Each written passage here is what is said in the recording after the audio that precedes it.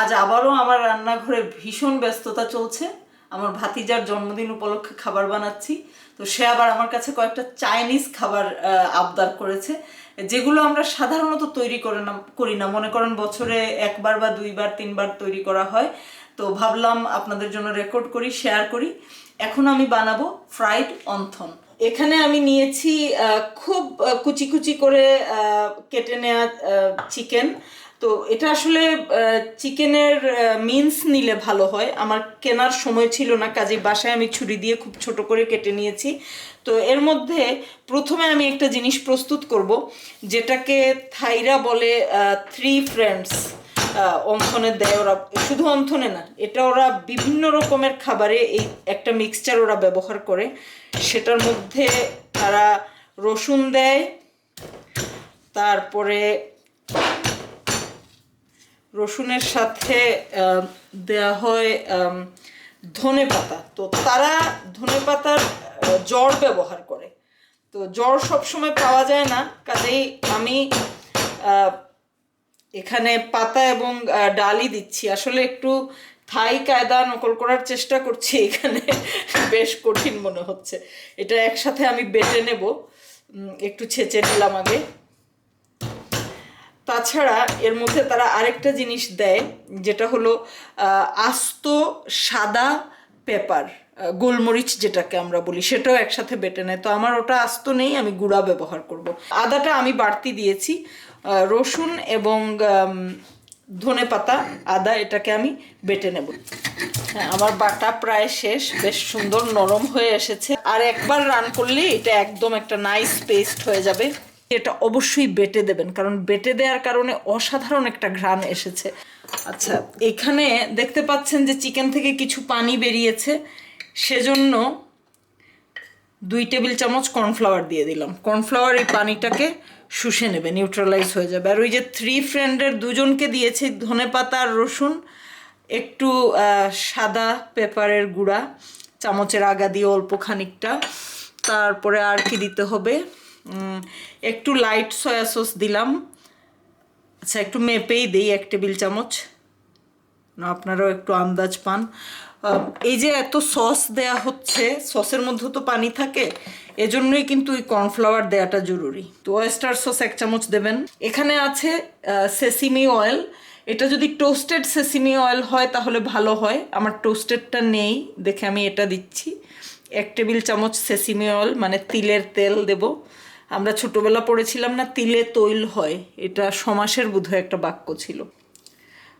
এখানে 1/4 চামচ লবণ যথেষ্ট, আমি টেবিল চামচ দিয়ে দিলাম দেখে অর্ধেক দিচ্ছি।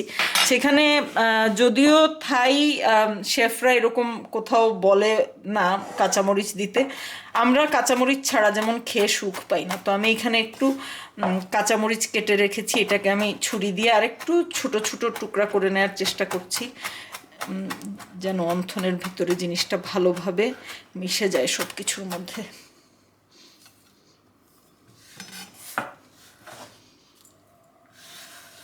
এখন এটাকে ভালো মতো মিশিয়ে নেব। এখন অন্থন বানানোর একদম চূড়ান্ত পর্যায়ে রোল করব। আজকে চাইনিজ দোকান থেকে আমি এই শিটগুলো নিয়ে এসেছি, যেগুলো ট্রেডিশনালি থাইরা অন্থন বানানোর জন্য ব্যবহার করে। আমরা এমনিতে রুটি দিয়ে গোল গোল করে অন্থন বানাই, তো আজকে আমি এটা দিয়েই বানাচ্ছি। আমি প্রথমে 2 দিক এরকম একটু পানি দিয়ে ভিজিয়ে নেব, তারপরে একটু জেনারাস অ্যামাউন্ট, আবার টু মাচ না, অতিরিক্ত না, দিয়ে মাঝখানে পুরটা দিলাম। এখন এটাকে এরকম ভাজ করে নেব। তারপরে আর একটু পানি লাগবে এখানে। এই অংশটাকে হাত দিয়ে এরকম, আঙ্গুল দিয়ে এরকম একটু চাপ দিয়ে এরকম জোড়া লাগিয়ে দেব। এটাকে বলে সেইলার্স হ্যাট। একটু ক্যাপের মতো শেপ হয় না দেখতে, সেইলার্স হ্যাট বলে ওরা।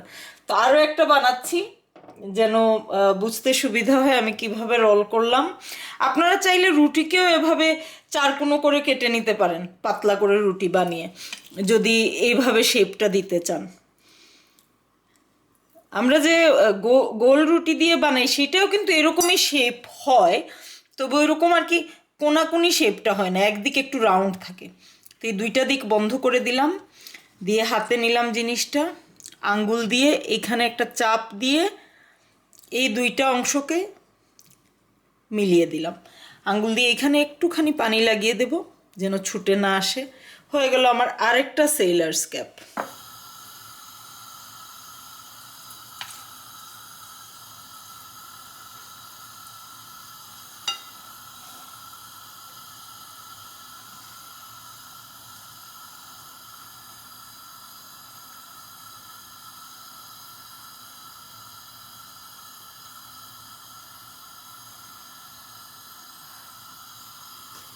আচ্ছা, আমার অনেকগুলো হয়ে গেছে প্রস্তুত। এখন আমি ভাজতে শুরু করব। তেলটা মাঝারি গরম হলেই হবে, খুব বেশি গরম যেন না হয়, কারণ খুব পাতলা তো, বেশি গরমের মধ্যে দিলে সাথে সাথে পুড়ে যেতে শুরু করবে। আর একসাথে খুব বেশি দেওয়ার দরকার নেই, যেন সবগুলোর গায়ে ভালোভাবে তেল লাগতে পারে। আমি তো এই লোহার কড়াইটাই বেশিরভাগ সময় ব্যবহার করি। এটা একসাথে আমি 6-7টার বেশি দেব না, আপাতত আসলে 6টাই দিলাম। এবং এগুলো নিজে থেকে রাইজ হওয়ার জন্য আমি অপেক্ষা করব। আগুনটা একটু কমিয়ে দিলাম।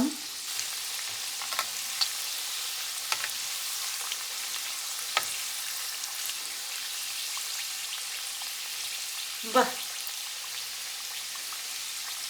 দেখতে পাচ্ছেন যে খুলে যাচ্ছে না, ওই যে পানি দিয়ে লাগিয়ে দিয়েছি।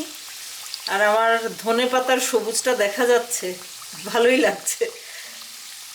তো এভাবে আমি মিনিট 5 কম আগুনে ভাজবো, তারপরে যদি প্রয়োজন হয় আরও মিনিট 2 ভাজবো। আচ্ছা, 5 মিনিট হয়েছে এবং দেখতে পাচ্ছেন একদম ভাজা হয়ে গেছে। মানে এটার রং দেখলেই বোঝা যায়।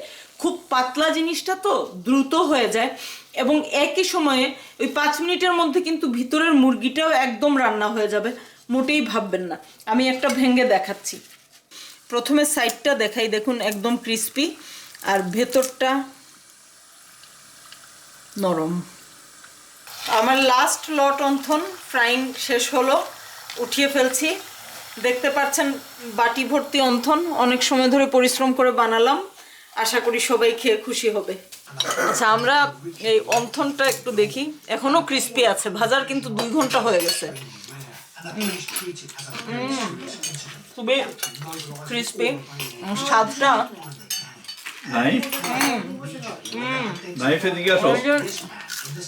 ওই যে থাই 3 ফ্রেন্ডস, গার্লিক, তারপরে কোরিয়ান্ডার আর হোয়াইট পেপার ব্লেন্ড করে দিলাম, মানে পাতায় পিষে। এত অসাধারণ একটা স্বাদ হয়েছে। তো আমি বলবো যারা দেখছেন ভিডিওটা অবশ্যই রেসিপিটা ফলো করে বানাবেন, আমি গ্যারান্টি দিচ্ছি খেতে ভালো লাগবে, অসাধারণ হয়েছে। এবং অবশ্যই আমাকে জানাবেন কেমন হলো। যেমন হয়েছে স্যুপটা তেমন অন্থনটা, দুটোই অসাধারণ হয়েছে। Tastes like